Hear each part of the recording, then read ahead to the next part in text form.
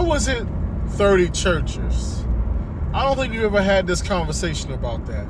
Why was it 30 churches specifically, right? Because there's all types of different faith-based organizations and entities within the community. So why was this focused on churches specifically?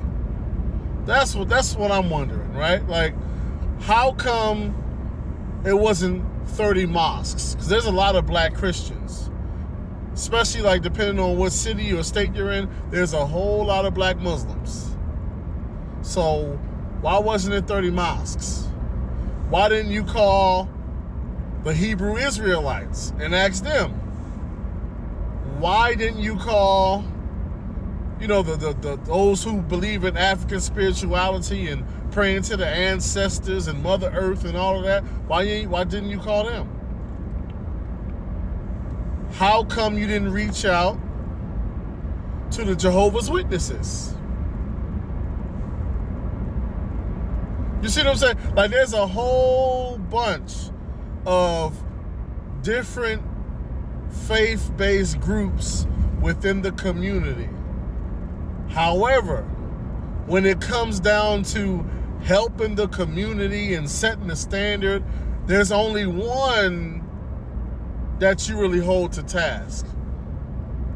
There's really, let's just be real. There's really only one faith-based entity within the community that we have any sort of standards or expectations for.